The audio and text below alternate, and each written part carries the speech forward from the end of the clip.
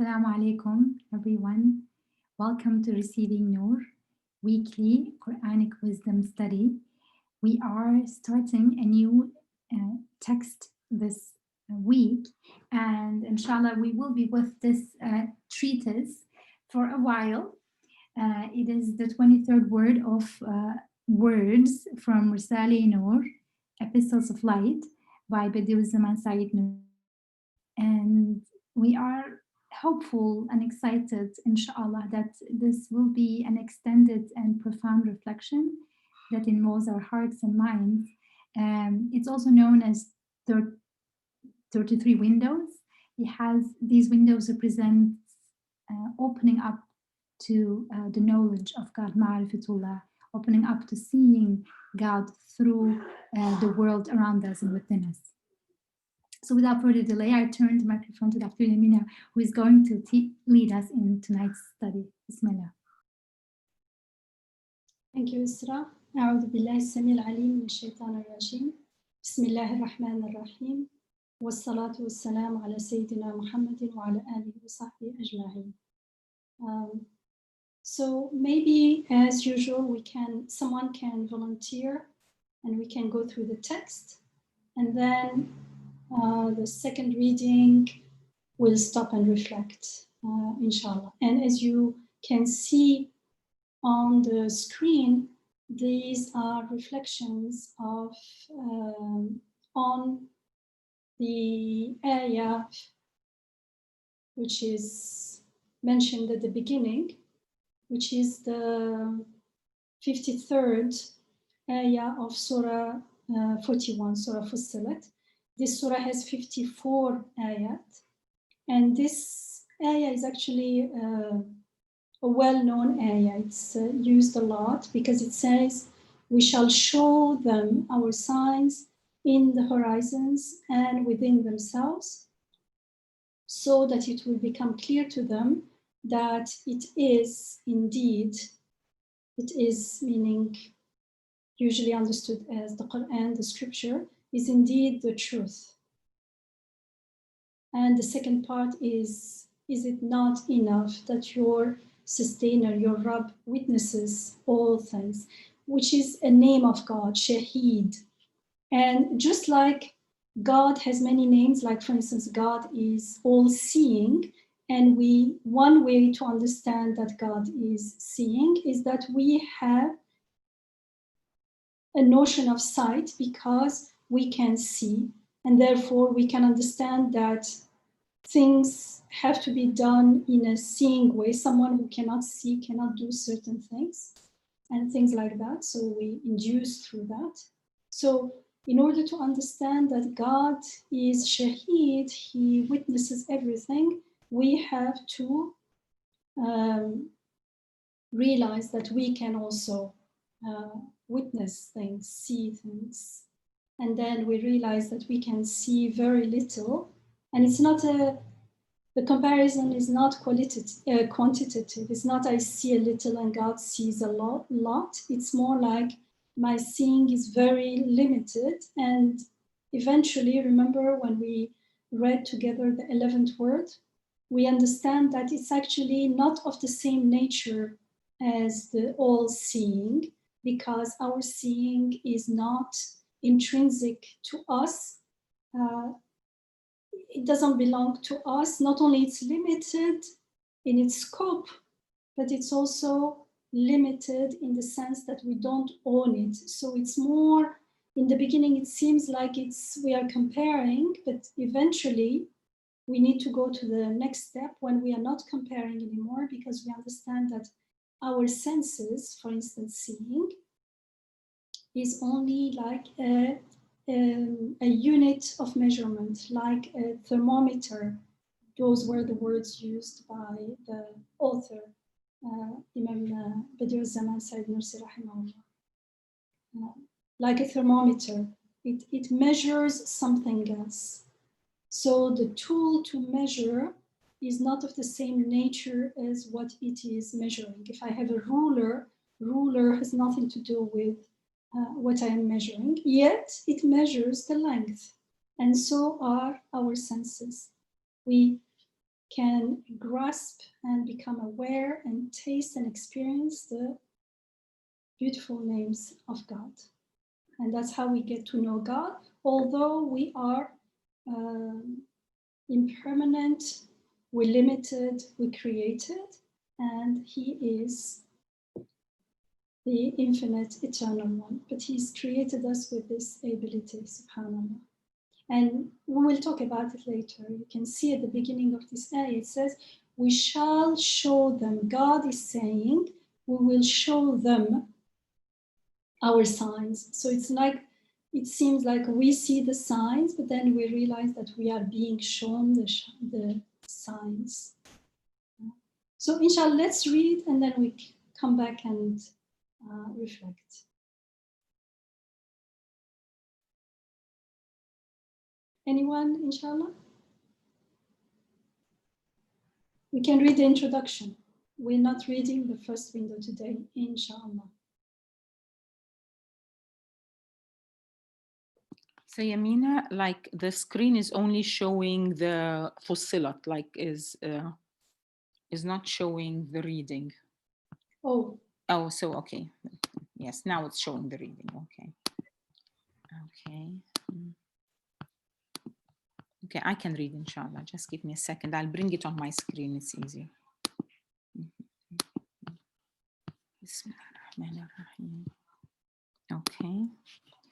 So, Bismillahirrahmanirrahim. In the name of God, the merciful, the compassionate, we shall show them our signs in the furthest horizons and in themselves, so that it will become clear to them that this Quran is indeed the truth.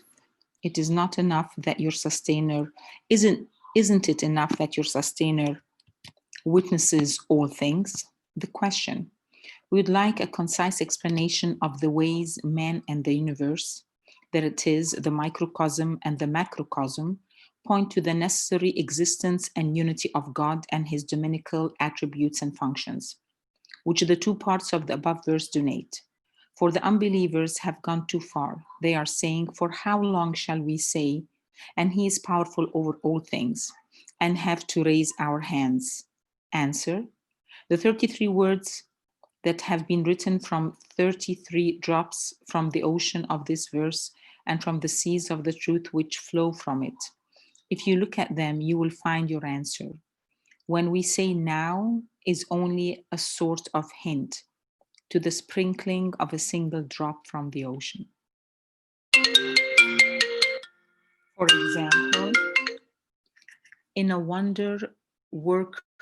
a wonder worker wants to build a splendid palace, he first of all sets the foundation in a wise and regular fashion and plans them in a way suitable to their future purpose and results.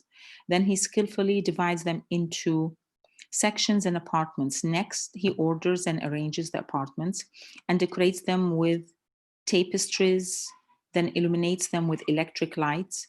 Then, in order to renew his ingenious works and favors in that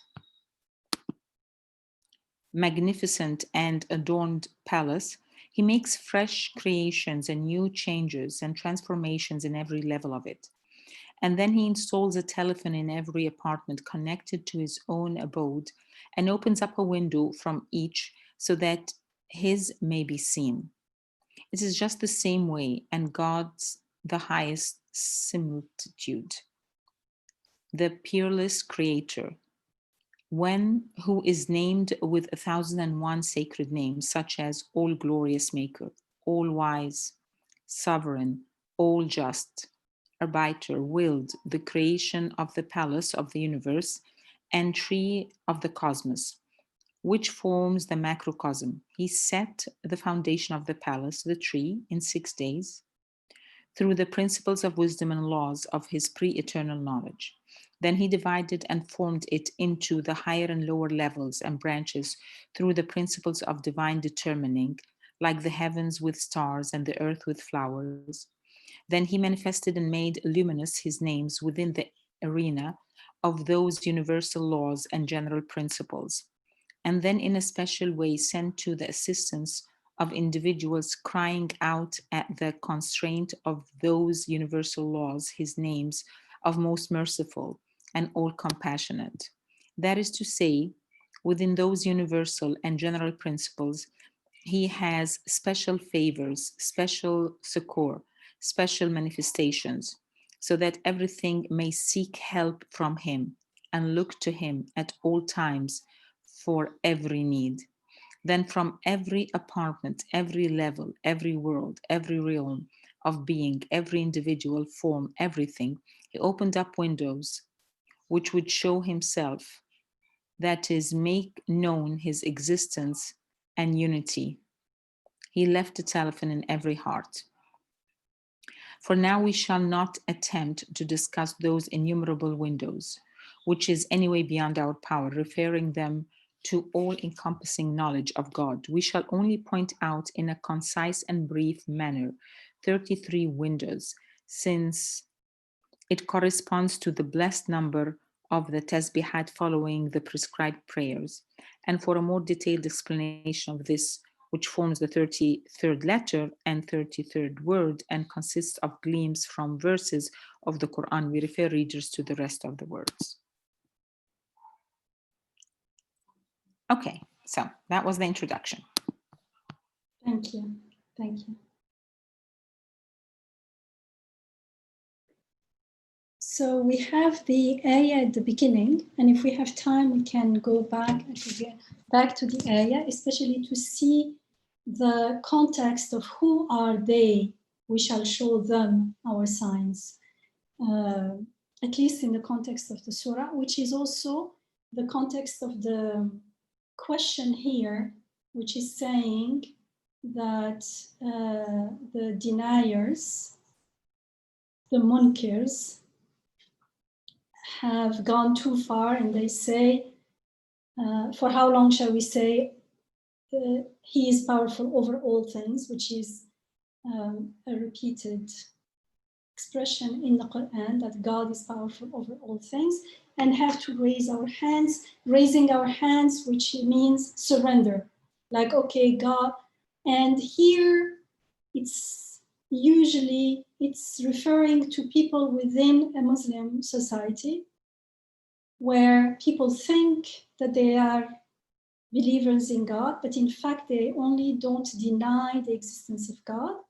But then they say, okay, it seems like, okay, what do you mean God is powerful over all things? Yeah, God is like, we believe in God, but then it seems like there are so many areas in life that have nothing to do with God, because people are unaware of how everything is under his control. And if you look at the heavens and the earth in the Quran, the most repeated thing is that everything in the heavens and the earth belongs to him, that al-mulk, the sovereignty, belongs to him alone.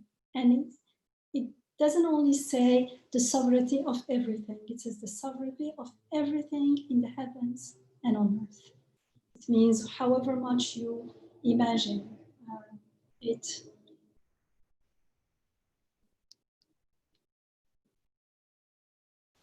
Of course, there is also an emphasis on the fact that these reflections, the author is saying, they are only drops, the 33 words, because this is the 33rd. We only read together the 11th and the 6th. And so he's saying these words are drops from the ocean of this verse. So drops from the ocean, you understand how tiny it is, because they are only indications. Even the reflections are only indication.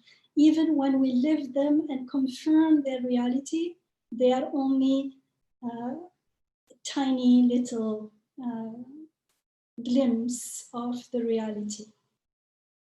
And he's saying here in this, which is the last word in the book called Words, this is a sort of hint to the sprinkling of a single drop from the ocean. Like he's like saying, don't think this is what the verse is. The verse is God's speaking, so it's coming from eternal and all-comprehensive, encompassing knowledge. So do not equate someone's reflection, including our own understanding and reflection, with the ayah. So it's a sprinkling of a single drop from the ocean. It's something that he repeats a lot. And now he's going to give an example, and the example of building and decorating is also inspired from the Quran.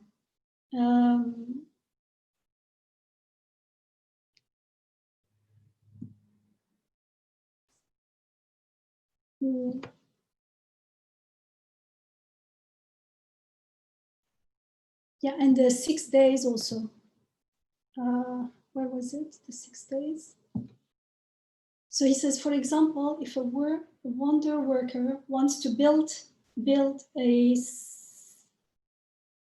splendid palace, he first of all sets the foundations in a wise and regular fashion and plans them in a way suitable to their future purpose and results. So there is planning, there is ordering, there is.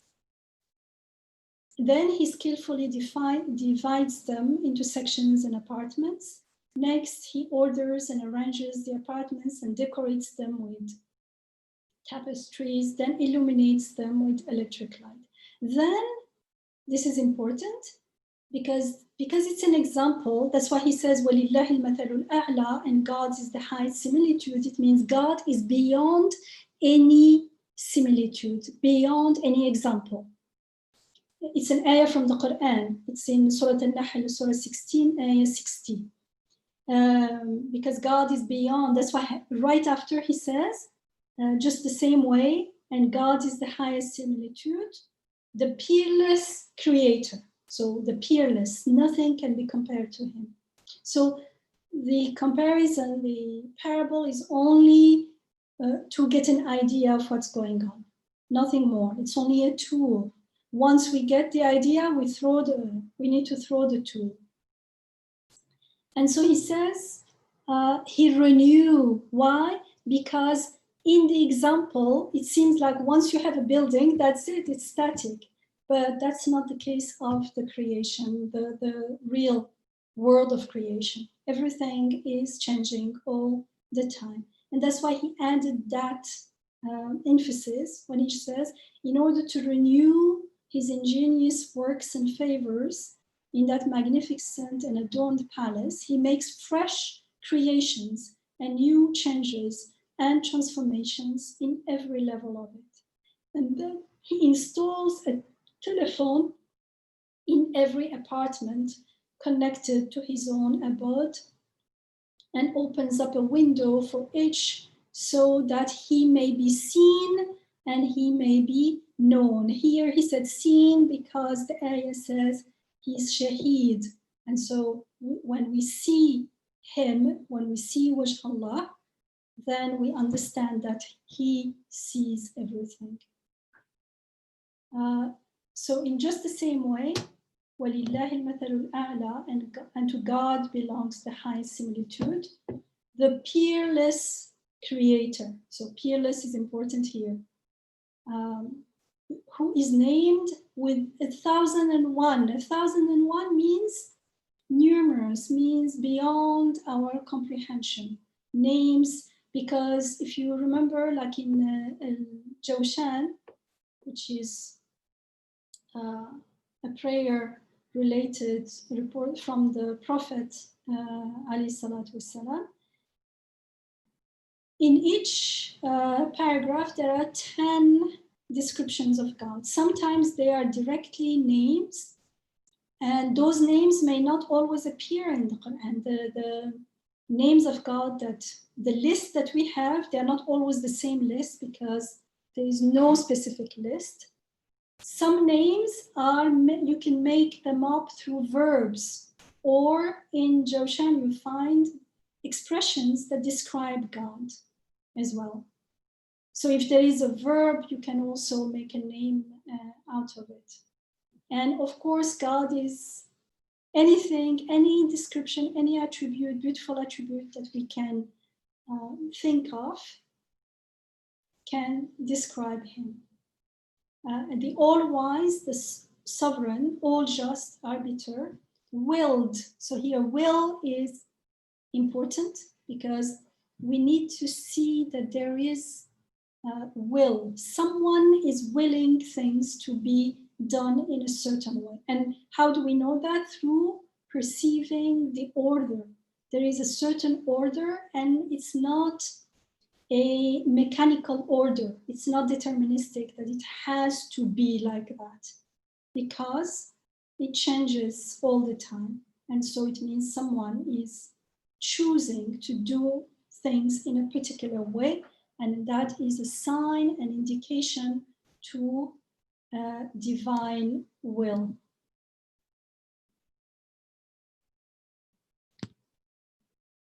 He willed the creation of the palace of the universe and the tree of the cosmos, which forms the macrocosm. So the macrocosm is the whole world, and the microcosm is the human being. And we'll talk why they are important. The area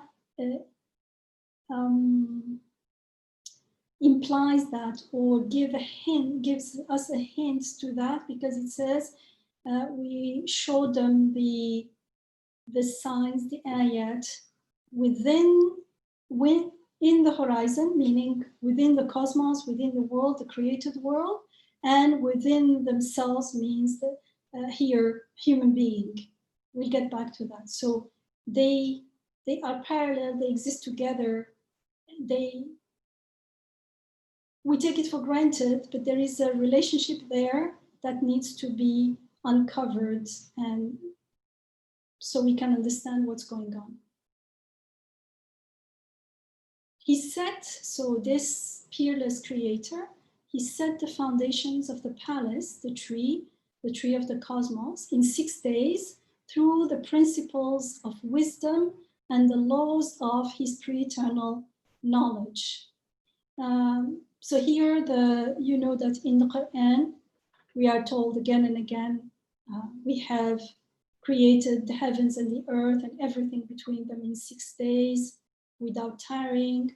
Truly, your Rabb, your sustainer, is God, who has created the heavens and the earth in 6 days, then established himself on the throne, then governing everything, and etc. So these are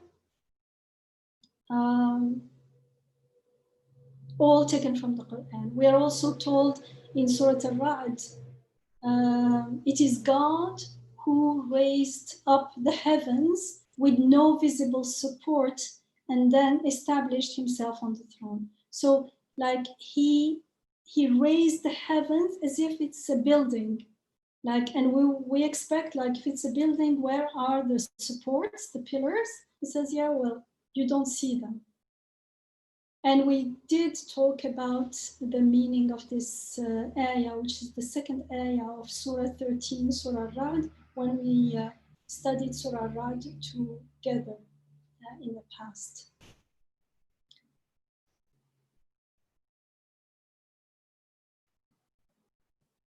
Then he divided and formed the palace. Oh, before that he says, he set the foundation in 6 days through the principles of wisdom and the laws of his pre-eternal knowledge. So I'll get back to this later.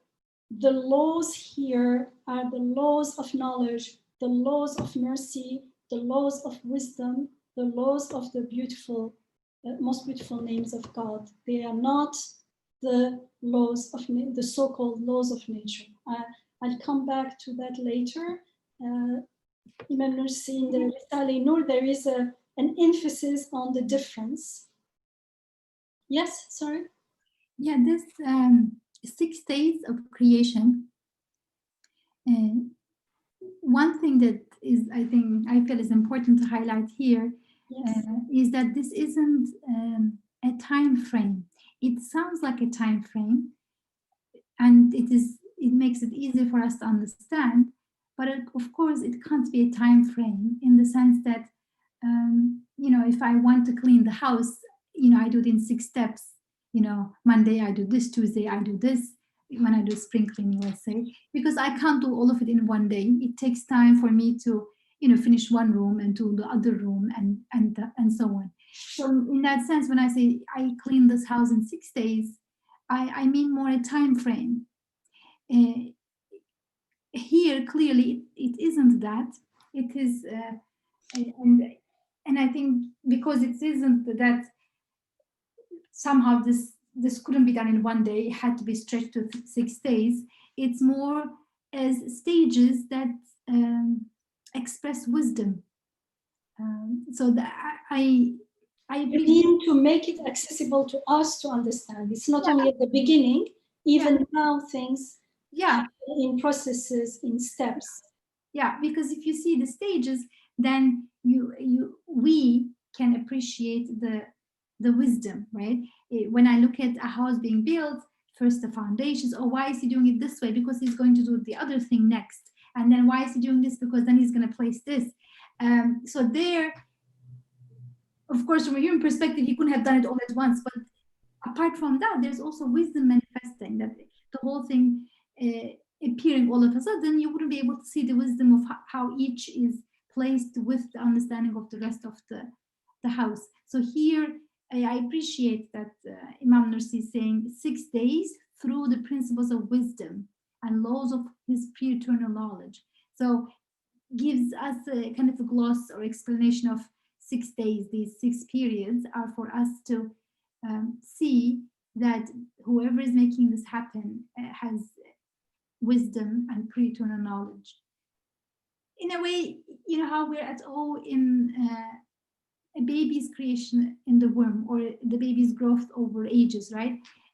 We see signs of divine wisdom in that stages. If that baby just appeared all of a sudden, right, within a day, we wouldn't be able to appreciate the wisdom, even though or not only the wisdom, but various names of God, the knowledge, the power, the forming, growing, all kinds of names. That's a good example. It reminds me of something that is also emphasized in the Risala, which is refers to different accounts of creation in the Quran. And that's when you look historically, you find that different schools, like the philosophers and the theologians, took different stands. Some said creation is done through composition, as you said, through stages. And you can find plenty of texts supporting that. But the theologians wanted to emphasize the creation through origination, from nothing, because otherwise it will give agency to causes which the Muslim philosophers were doing. But in the Risala, we're told, look, there is origination within each step of the composition. Like the example you gave, Isra, the embryo, at each stage, it is created from nothing. It is totally origination. It is totally the result of be and it is. But they are not happening haphazardly, randomly, so we don't know what's going on. They happening in a particular order, one following the other. How do we know there is an order? Because we observe it again and again. Yet each baby is unique. Each baby has unique features physically. Like before a baby is born, we have a sense of what we are we're expecting, or even before, if you are like watching the embryo, we know the stages, and because we've observed them, and we know the baby is healthy because it's following its growth is following the right steps. However, each baby is unique. His features, everything, his personality is unique. Even when you have, from time to time, you have twins, identical twins. Allah shows us that He can also make people who are identical. Yet, lo and behold, they have totally different personalities. So there is that uniqueness that I don't know how we'll call it, ibda' within insha. So, and it is all for us, because that's the only way through those steps, through those that order, it is how we can understand the wisdom and all the beautiful names of God. But when the second step, when we look again carefully, we realize that each step is created out of nothing, totally unique, and is the result of beanities. When we don't look carefully, when we look through ghafla, it seems like one step is the result of the other, and that's what's called causation or causality. And we think that one thing is making the other, which is nonsense, but we can only appreciate that it's nonsense when we question it. Like, how can one thing, like a zygote, make an embryo?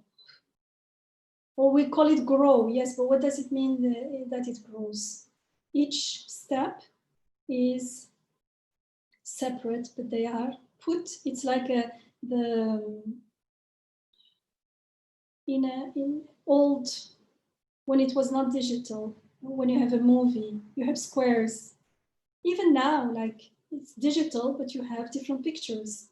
And it looks like something is happening, but actually each step is a separate drawing, a separate picture, a separate photo, if it's a photograph.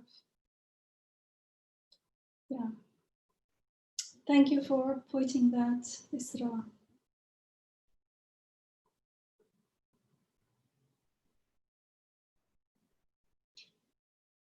Then we are told He divided and formed it into higher and lower levels and branches through the principles of divine determining and decree, here the principles of Dasatir al-Qada wal-Qadar.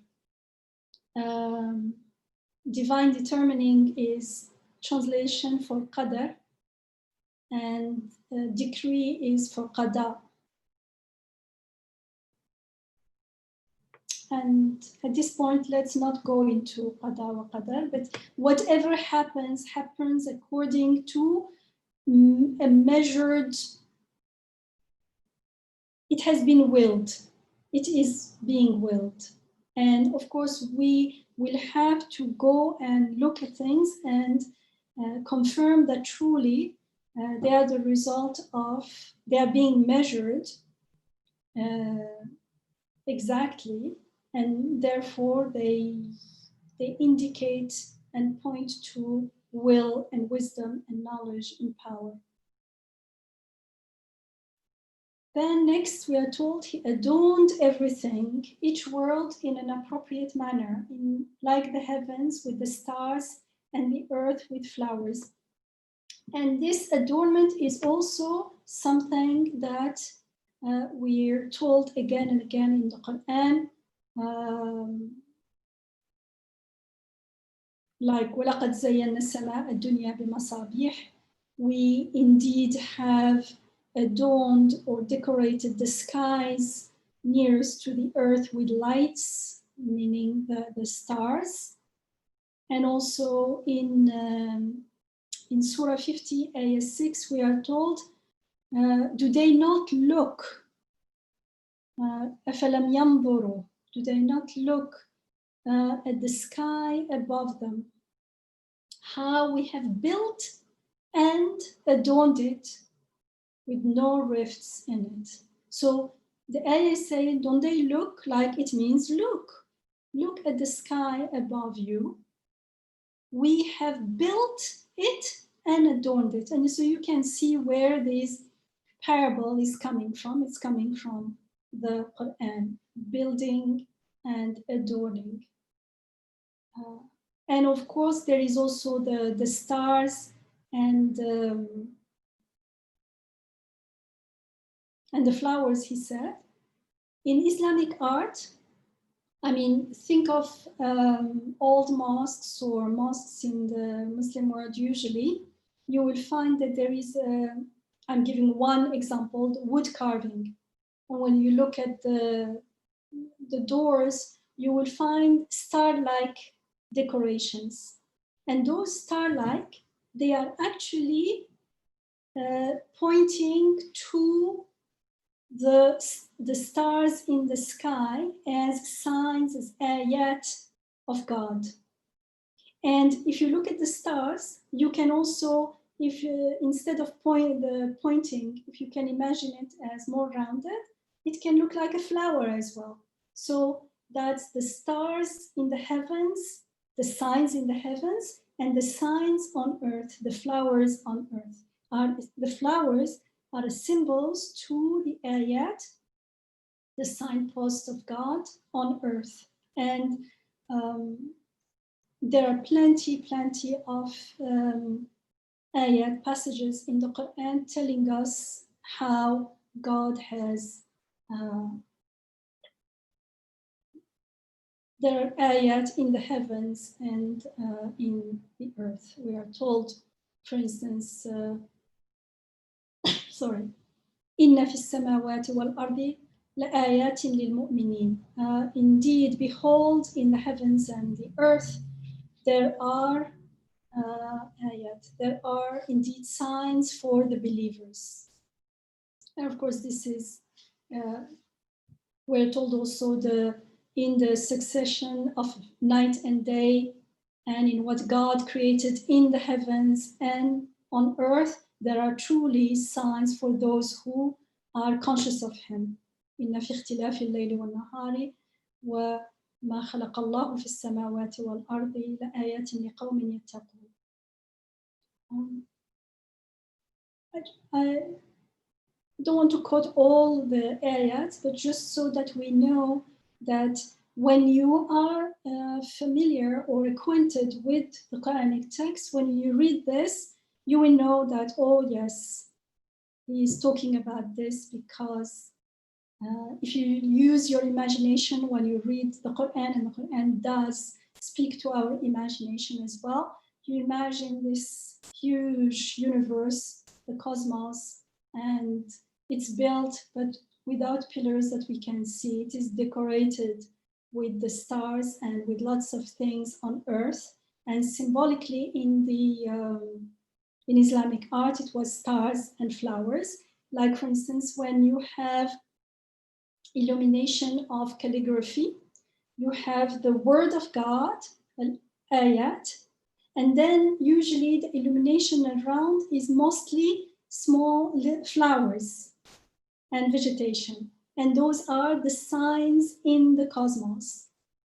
It means it's saying the word of God in the Quran is translating and explaining the meaning and purpose and wisdom of the signs and ayat in the creation.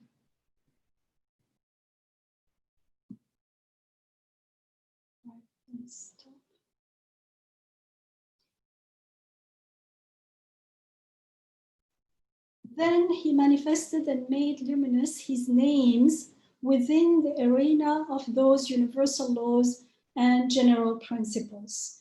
So the laws are the laws of the beautiful names. The principles are the principles of qada and qadar, like processes happen according to a particular order. For instance, the growth of the embryo and a child, human being, even after birth, it follows a certain order. It's a principle. That principle points to various laws of the beautiful names of God.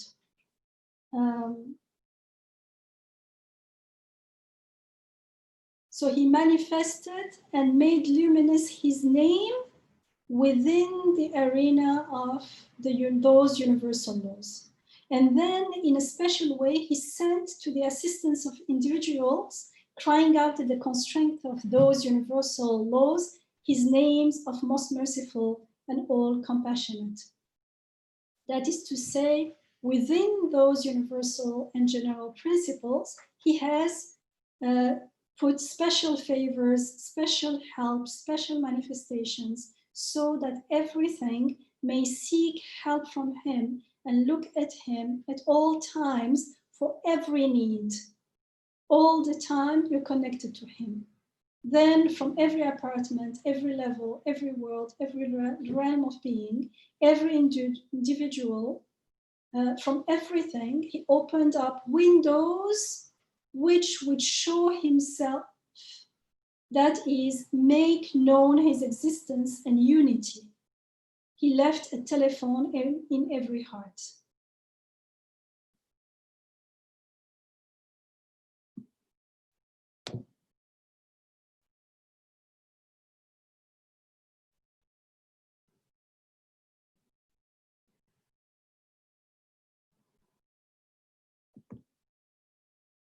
So this last paragraph, I think, is very important. There are 2 points here.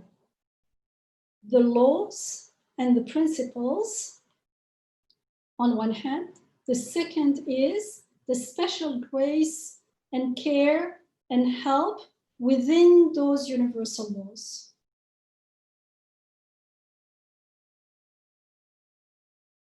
Does it make sense?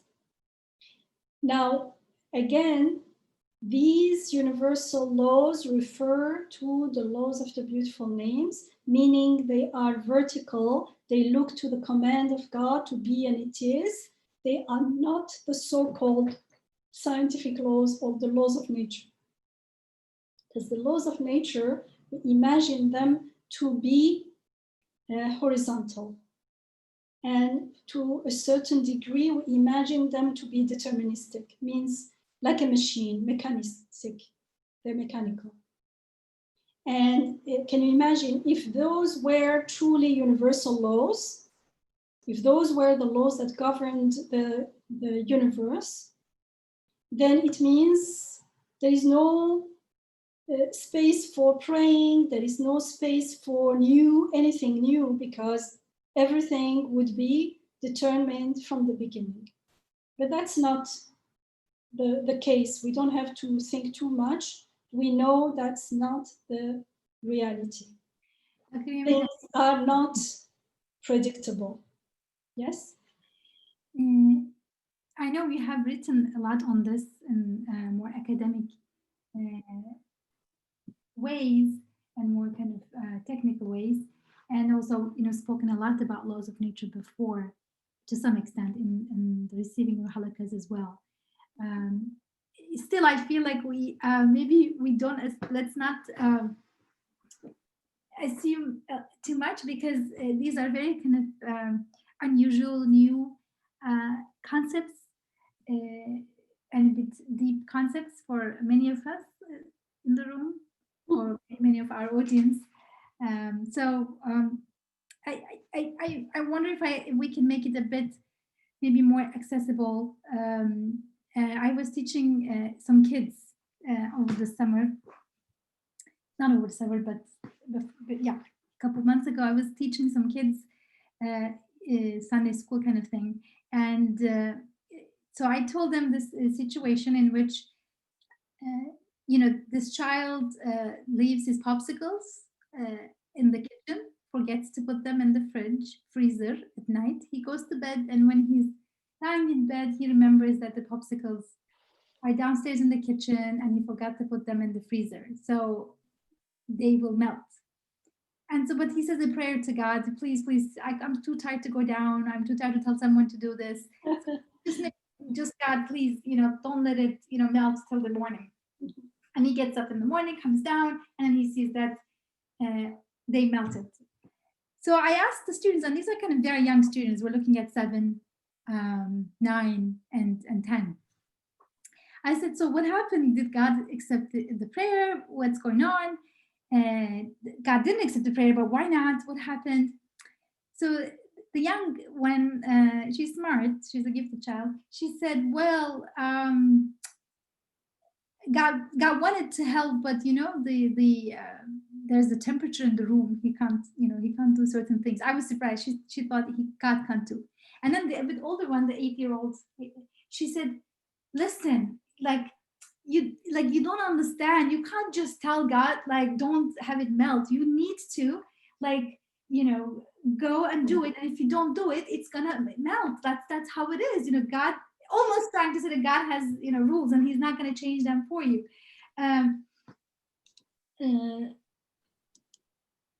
So then there was this discussion. So and this simple example could be helpful because there is a way in which the universe is run. From our experience, we see, I think, that it is stable and it has almost I'm just using this word tentatively, almost impersonal aspect to it, that your popsicle is going to melt, whether you are a very pious person or a very loving person, very kind person or very naughty child, whatever you are. If you left the popsicles outside, it will melt till the morning. And this is a pattern. It is stable, it's consistent. And it actually is good for humanity because then we find ways of, why would we invent or try to find freezers melt, and these things did not happen. So there is an order in the universe, and the creator sustains this order to some extent with kind of stability. He doesn't just switch it every now and then. Somebody wants this and somebody wants that. Isra, when you're saying that, it reminds me of homeworks in Egypt. Like there's grades for homeworks, and the order of the universe is that the teacher gives homeworks to the students so that the student will learn the material, so that the grade will reflect the student's understanding of the material. But some parents, surprisingly, some of them are even educated, they would do the homeworks for their kids to make it perfect so that their child will get the perfect grade, which is against the order of the universe, which is the teacher doing this homework for the child to learn. So then, at the end, when the final exam comes and the child, is not getting the grades that, the parents expected from their child, they don't see that they've messed with the order of the universe, that they, this child was supposed to do this. So Allah wants us to do the same, to follow the order of the universe, because the order of the universe is a carefully created plan for us to learn something. So it's the purpose. Yeah, it has a purpose, yes. Alia, the example you gave fits perfectly with the goal and the purpose of this life, of this creation, therefore of these laws, of this order, is to know God. Why? What is it to do with me? Because only when I know God, then I can connect to the source of all my needs, also to the source of my grounding, the meaning of my life and the meaning of everything, and have a true future, true destination, true everything. Now, if we are not aware of that, or if we don't live with that consciousness, then it seems like and we talked about this when we talked about the meaning of prayer, because prayer is not only with words, it's also with action, with everything. And the words have to be in alignment and compatible with our belief. Like here, if I know and believe that there is no way something won't melt, then praying like that is like, I'm not being sincere. That's another thing. So when we talked about the meaning of prayer, when we know the goal and the purpose of creation this way, then the meaning of our prayer and what I pray for changes, because I am not focused on fulfilling my desires and my wants, and I want this and I don't want that, like a small child. The whole meaning and purpose and the direction of my life changes. So the direction and the content and the meaning of my prayers also change. When I'm asking for, I have something, for instance, in this case, please make my popsicle not melt, I am like the child who is having his homework done because it's going against the purpose of the education was not to get high grades, but to learn something. When we confuse the purpose, then it becomes in vain. That education becomes in vain, and you see the result, as Alia, you said, at the end, when it's examination time, the kid has not learned what he was supposed to learn. It means he has not fulfilled the purpose of going to school, which was not to get good grades, but to learn something. And it's the same for us in life. Let's talk a little bit, okay, about the laws, and also let's keep in mind that as far as I remember, in these 33 words, he will talk a lot about the relationship between causes and effects, and therefore the laws, and inshallah we'll can talk more about it in details.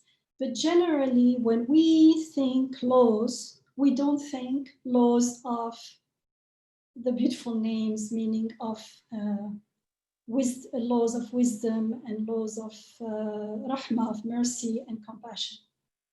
Dr. Yamina, yes, sorry. I wanted to add to that, please. popsicle story. Yes. What is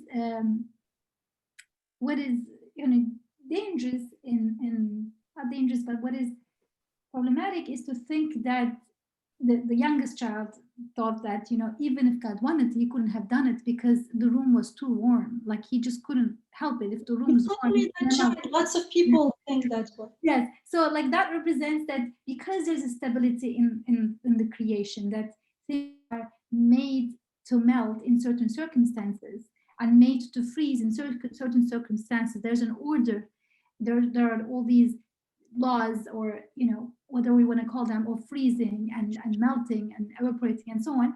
It's so stable that we learn to predict things, and then we say what just happens, it has to happen, even God can't change it, like that. That's really missed the point, because it's God who sustains that and why we miss the point? Because there is a disconnect between the world and the God we're talking about. The God we're talking about is some mysterious principle, something that we cannot, not only we cannot deny, but we feel there must be something.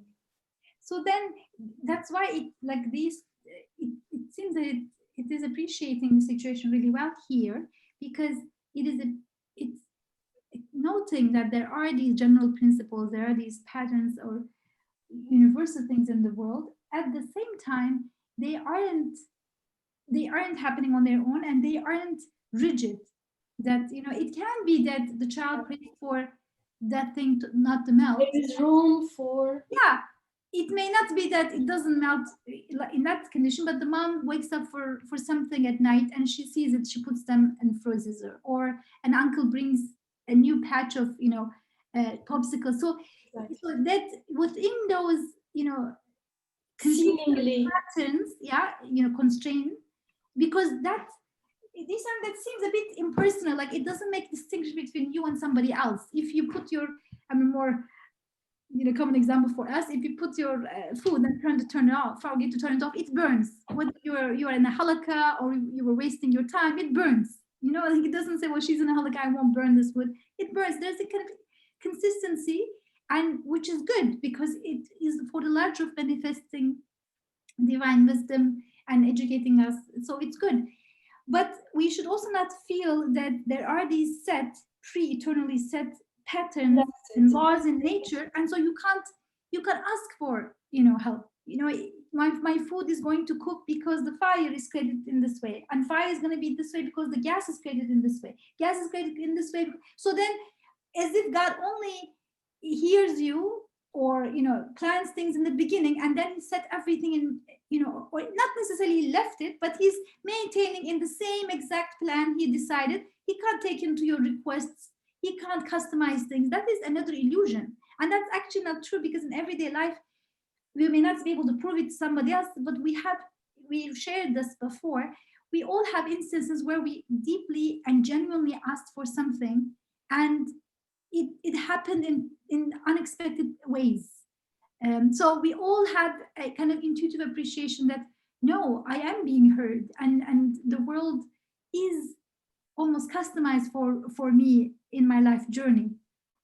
And in our New Age people, they say universe responds to you, or, you know, rearranges things for you, and so on. They have those kind of ways, but even that is a way of confirming that we don't live in a static world, that it is kind of made to change according to your response, according to your crying out, your prayer. So that the conclusion here is very, very precious, that, you know, that so that everything can seek help from him at all times. It's not like pray for a healthy baby, because the cells are very important, the stem cells, everything. If they are good, then we're good to go. Then, you know, no, like you can pray for health at every day and every stage of your life, and not feel like, oh, certain things are set in the beginning, it's in my DNA, or it's in, you know, what I did in the past, it can't change. Yes, there are patterns. If you keep eating in a particular way, you're probably going to get diabetes. There are patterns if you overdo something, but to think that God creates just according to these strict rules, principles, and doesn't or cannot take your genuine needs and your into account, unique circumstance into account, that doesn't make sense, and it's important for, as you said, for prayer.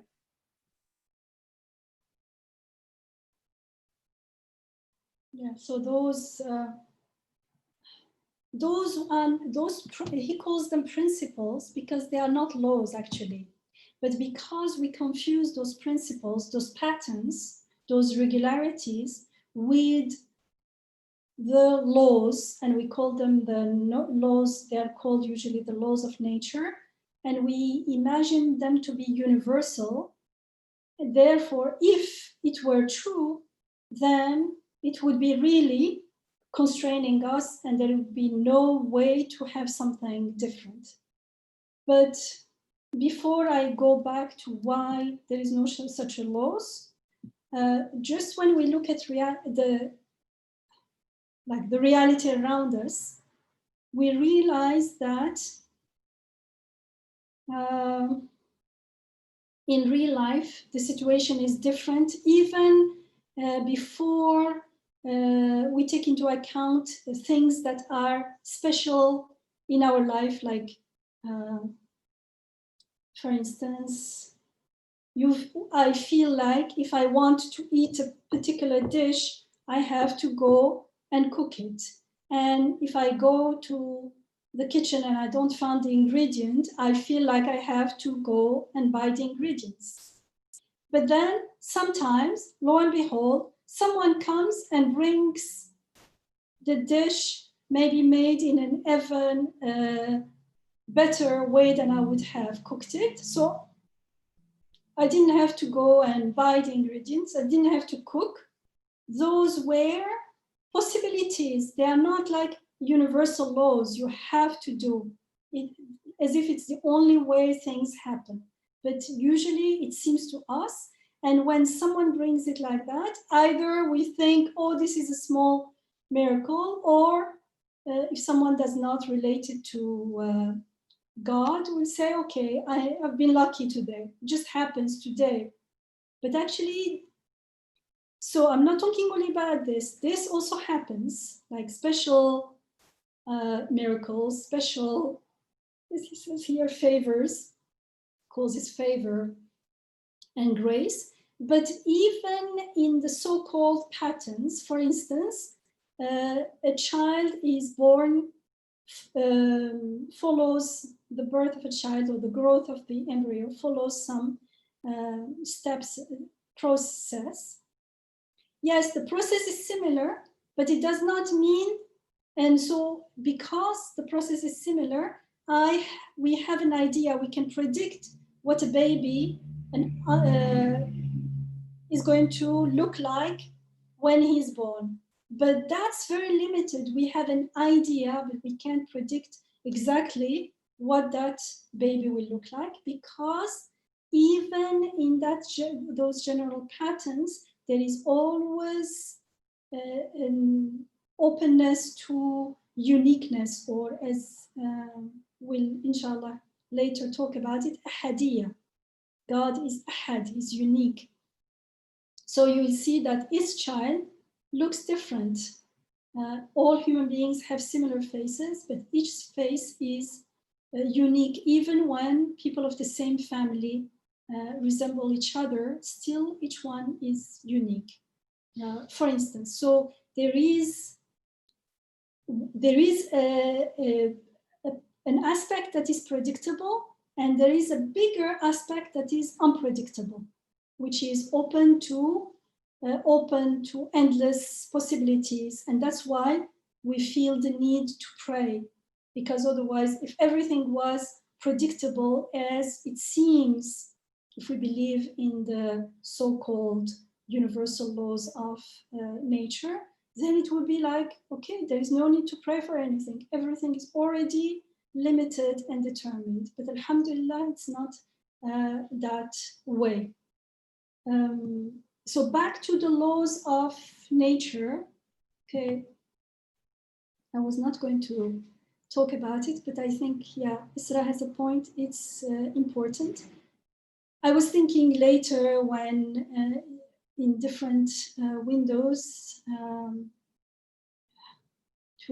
there will be passages, I think, that are related, but we can repeat because it's something very important, and it is directly related to Tawheed, to knowing God with his beautiful names, and therefore to believing in God, Iman, consciously, rather than believing in God as there must be something. There must be something is okay, first step, but it doesn't mean that we know who is God. There must be something, and then it seems like the law is doing things. Things are happening on their own according to a certain pattern or something like that.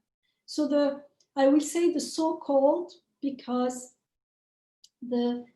these laws, the natural laws, are actually based on the horizontal relationship between things. And we talked again and again how there is no horizontal connection or relationship between things. Yes, things are related. Yes, there is an order, there is a pattern, but the relationship is vertical. They are related through divine knowledge, through divine power, through divine wisdom, through divine compassion. It's like the classical example that I give is like the telephone. When I call someone, the relationship, the connection is not between my telephone and that person's telephone. These are only tools, gadgets.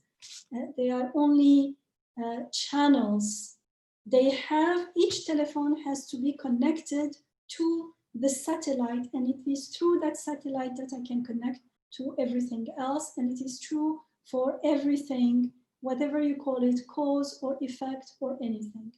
And so, but when we are not aware of the satellite, then it seems to us that things are horizontally and therefore causally connected to each other.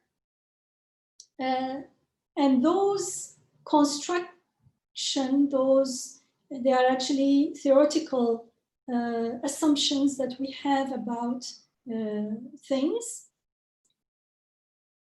unrelated to God, to their maker.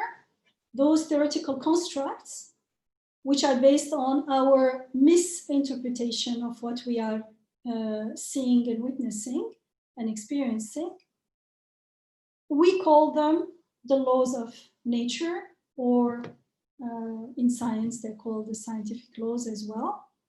And these laws are based on the principle of induction. Induction means we look at one event, 2 events, 3 events, and the more we collect events, then after a while we say, oh, it always happens this way, this is a rule. We make that regularity, that pattern into a law, but a law assumes universality. It assumes the uniformity of nature that is going to happen everywhere all the time. But what we are doing, this principle, is actually we are assuming that what happened yesterday, what's happening today, is going to happen in the future. Can I go and observe it in the future? No.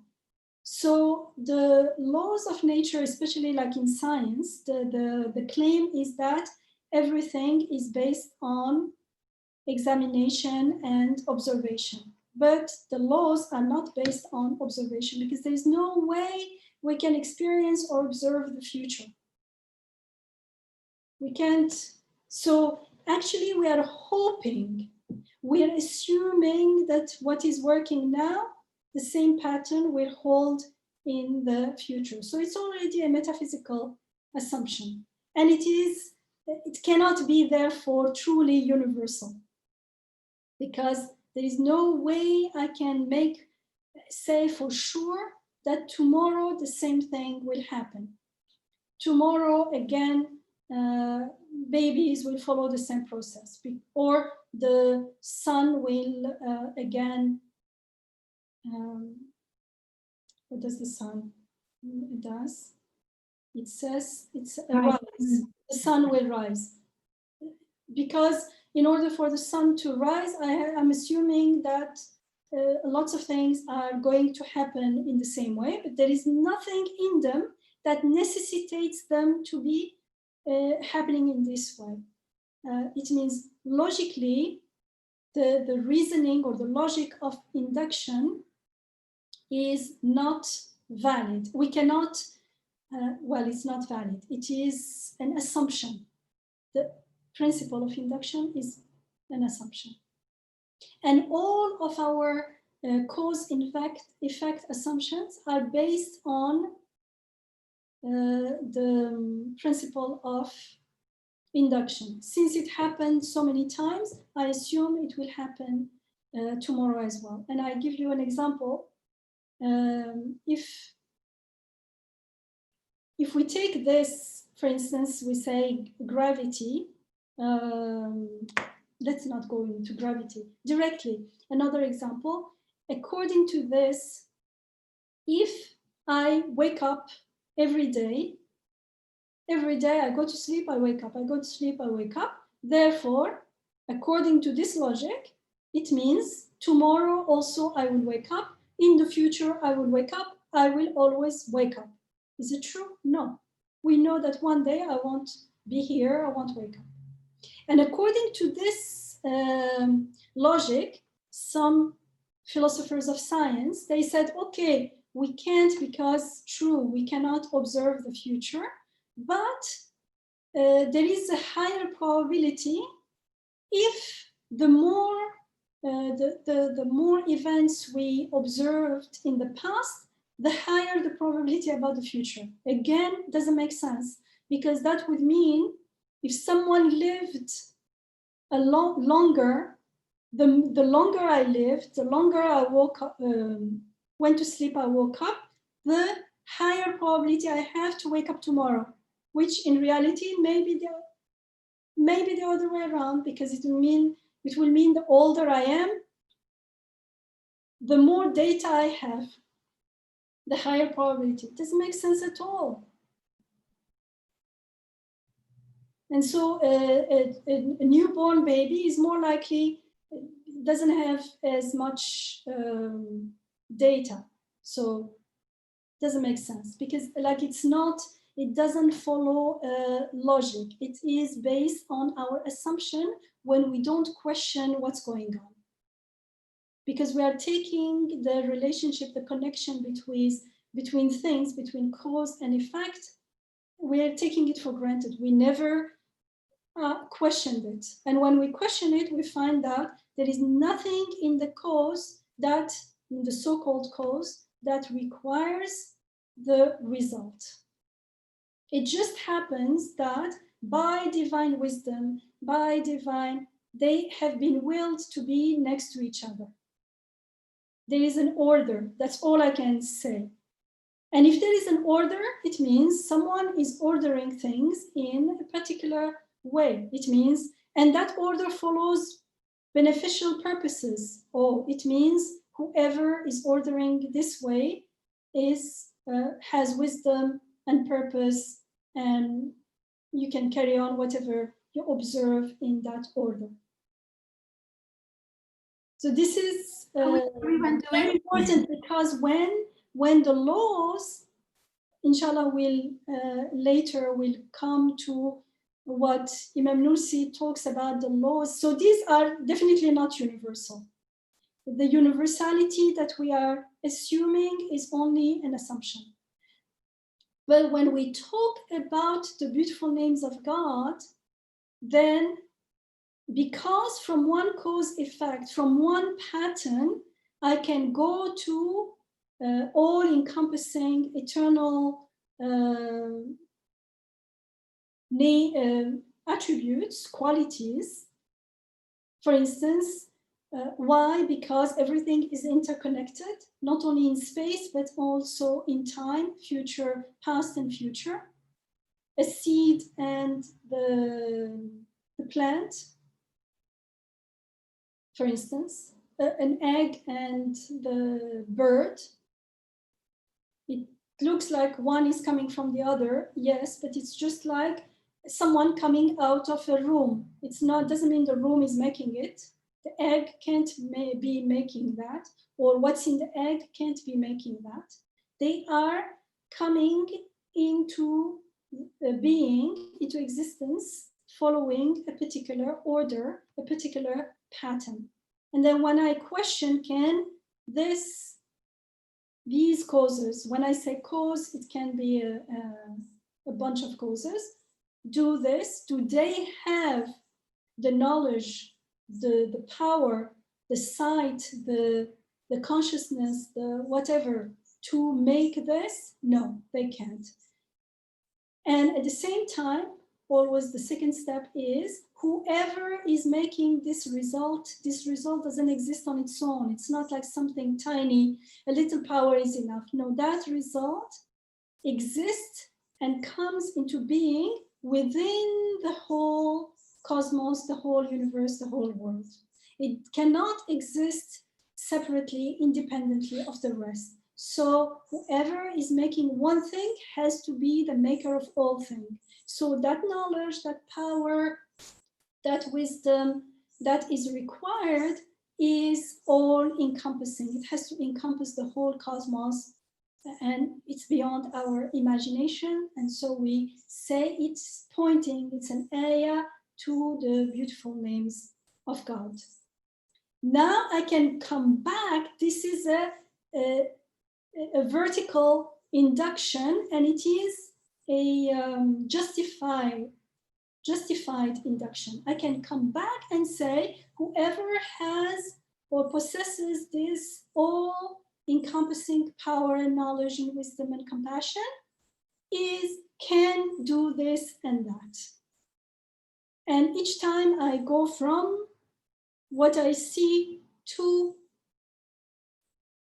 the source and back and confirm that yes, everything is under his control. Now, these laws, the laws of these qualities, are all encompassing. They are truly universal.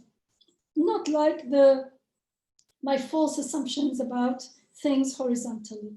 And if now these laws, the laws of knowledge, the laws of power, the law of power is universal and it is not constraining.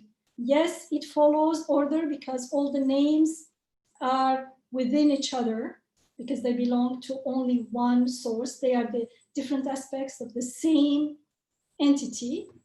So there is order with wisdom with this, but that order is not a rigid order that excludes knowledge that God knows what I need. That which means it includes knowledge, it includes wisdom, it includes love, compassion, care, generosity, and so you see that they all happening one within the other. And that's why the so-called laws of nature, like something melting, something, they are principles. He calls them principles because they don't apply to everything. They are not universal in the sense that, yes, they are principles of rububiyyah. It means things happen in a certain way, but they are not all encompassing. And yeah, they occur in limited situations. And that's the second point. So the 2 points, where was that text? Yeah, so the last paragraph is very important. The 2 points is there are universal laws and there are principles, and within them there is special help and grace and within those universal principles. That's very, very important, inshallah. We can go through this, I think, when we go through the different. I was going to share the ayah, the surah.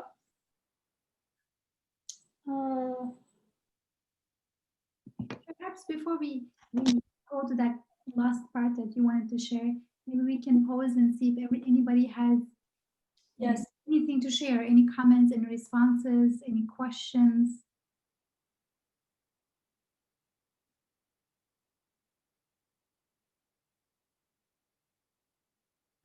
Assalamualaikum. So yeah, I mean, a lot of things went through my head. It's like, I think both things give me hope. The idea that like God has created order, and the way I'm understanding it is order is his creation. It's still something under his control, kingdom or dominance. Yeah, control, exactly. Like, I think just kind of thinking about that helps clarify it for me. Like, this order is a creation of God. And because it's that way, it doesn't necessitate that it's going to be, that things are only limited to that order. So that's hopeful too. On one side, it gives me peace knowing like there's consistency in these rules. And then I also feel peace knowing that sometimes things aren't limited to rules either. If someone's like, oh, that's impossible for that to happen because of what we've seen around us or just the way people act. And so it's hopeful to know that, well, no, we know that things can also, like, it's still under God's control. And the idea that was I think brought up about like, you know, we go to sleep and then we wake up. So, you know, a person could assume like, I go to sleep and then I wake up, but even we know that's not guaranteed. And so the thought that came to me is, you know, like when I get in my car and I want to go somewhere, I assume, honestly, most of the time I'm going to reach my destination. So if I was more mindful, I guess I would appreciate getting to the destination. And then the second part of me, the anxious side of myself, was like, oh no, if there's like, if order is changeable, then like, what if I don't come, you know, like I feel like my anxiety level. Or what if something better happens on the way? Ah, okay, yeah. Something Yeah, that hadn't, yeah. unexpected. Yeah, that's very true. I like that. Yeah, that's definitely changed it as well. So, yeah, I think like just seeing order as a creation under God definitely has kind of helped open some doors for me mentally. So, thank you. I like the analogy that you gave, Yamina. It's like when you don't get there, like when you don't get there, what about if something else is waiting? Like, you know, there's something else better, like, you know, so that's the trust. أنا عند حسن ظن عبدي بي. Like if you are ready to receive something better, then you will receive something better. And there's a lot of experiments about that. But if like things change and then you say, oh, here it goes again, like, you know, nothing that I expect happening happens.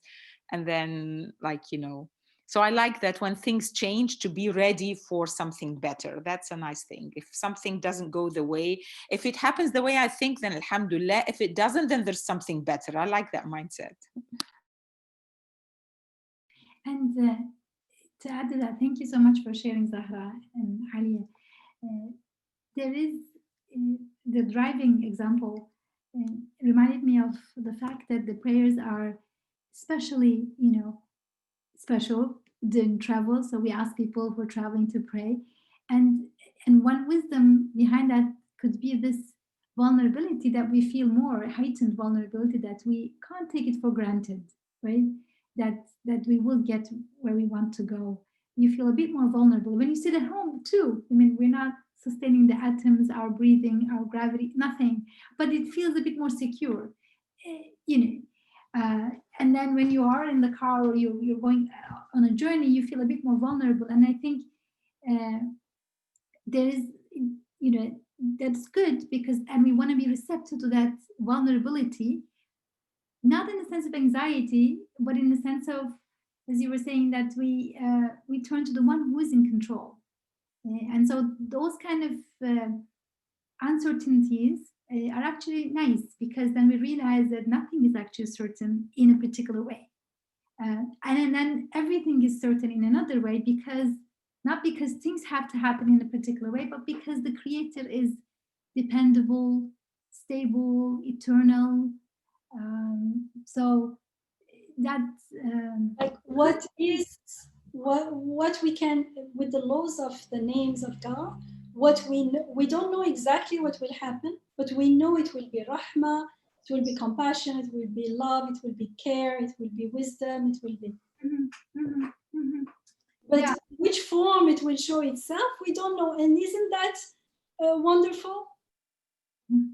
We don't know which form, so we can't predict. So we're always like anticipating with excitement. Let's see what Allah is sending our way this time. And I think that's where, like, when I was following this thought and then I was like, oh no, that actually makes me anxious. But I think that just thinking of that and kind of thinking of feeling anxious, then I think it's almost like it's pulling me on the path. Like it's drawing me to something, because then when I feel anxious, I have to remember that I've forgotten my loving, sustaining Lord. And so it kind of like, it like kind of pulled me to that remembrance as I'm just kind of going through this exercise right now. So alhamdulillah. True. So I liked what Sister Yamina was saying about seeing the mercy and compassion in the laws. So every law, like the ice cream example, when it freezes at a certain temperature. So there's mercy behind it for all the creatures who are living under this ocean. And so how it's working, it's just not for you, it's for the whole creation that Allah has created. And Sister Yamina always says, you also say that, water quenches your thirst, but you take it for granted. Allah can remove that mercy when He wants. So that water won't quench your thirst once that mercy is taken away. So seeing the mercy is the main thing behind all the laws, and also expecting something against the laws is your conviction in Allah, basically. That if I'm asking, Allah will make it happen and make something better happen. So that's reliance on Allah, the trust on Allah. Yes, thank you.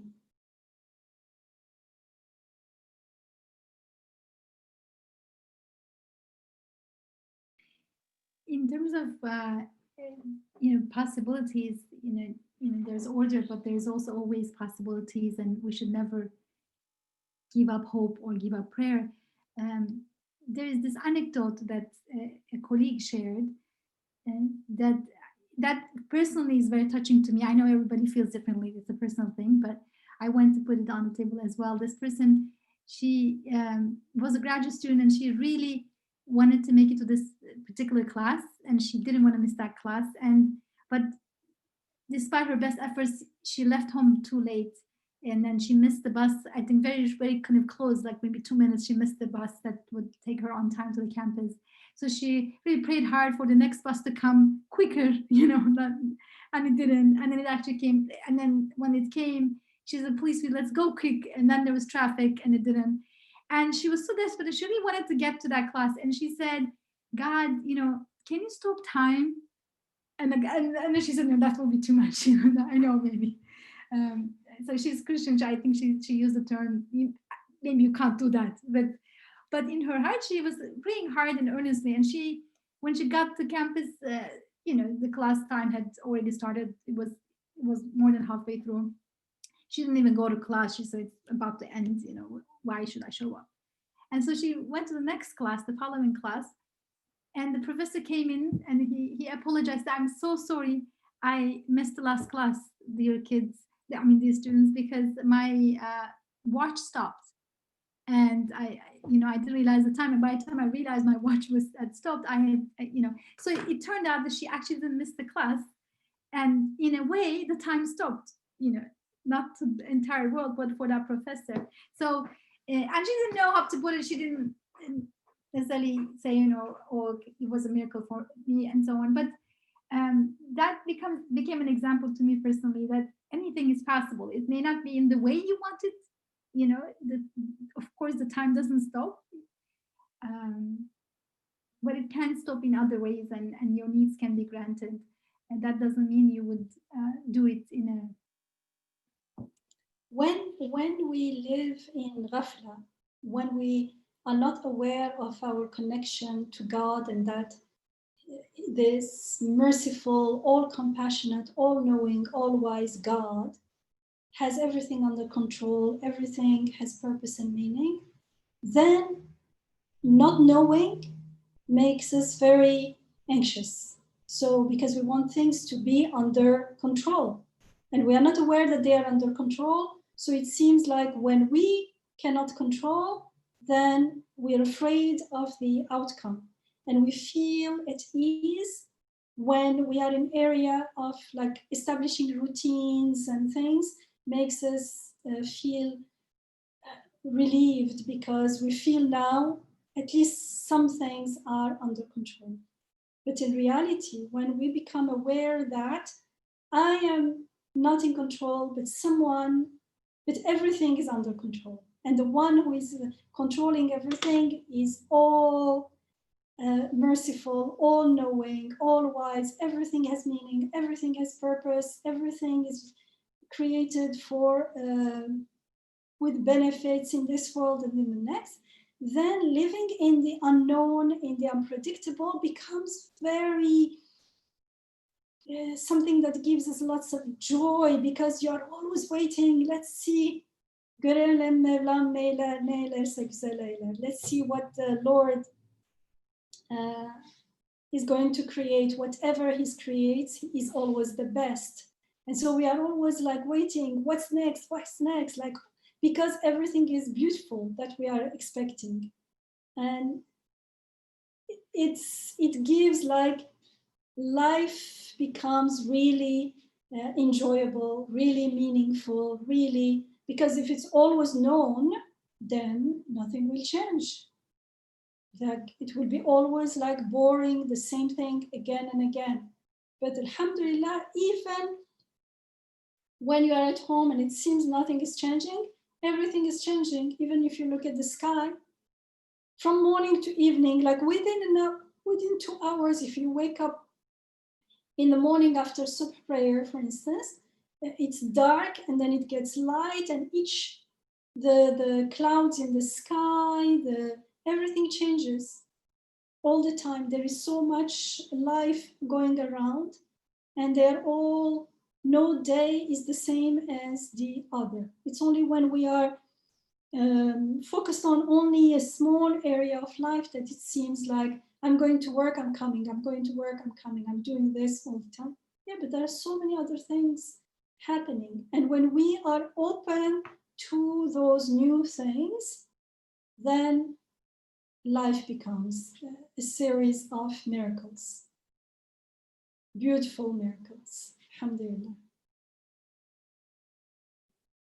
And then you'll be open to all kinds of possibilities. Anything can happen anytime. Isn't that beautiful? And that's why you get to know people you never thought you would know. You get to go to places you never imagined you would go. It's not always planned. Alhamdulillah.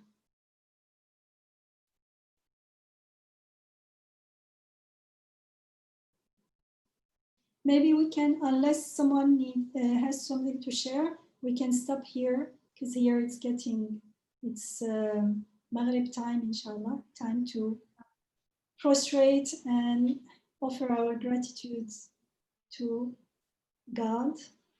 And we can carry on next time, inshallah. Inshallah. So, we can talk a little more about this ayah and its context next time. Inshallah. Inshallah. Jazakumullah khair, Dr. Yamina, and Jazakumullah khair everyone for sharing. It really is helpful when people join in with their comments and responses, very helpful. And so next week, inshallah, we'll continue. Alhamdulillah, we have someone to present, First Window. Sister Nursi will be sharing her reflections next week on First Window, and we'll also continue to hear from Dr. Yamina and inshallah everyone else. So, Jazakumullah khair, everyone. Remain in God's protection, inshallah. Thank you. Assalamu alaikum. Wa alaikum assalam wa rahmatullahi ta'ala wa barakatuh. I'm going to be looking forward to to the new things and approach it as new miracles every minute, and with that sense of excitement. Inshallah. Assalamu alaikum. And that's our exercise with Maha, is expecting miracles, looking for miracles every day. Inshallah. Take care. Assalamu alaikum. Wa alaikum assalam wa rahmatullah.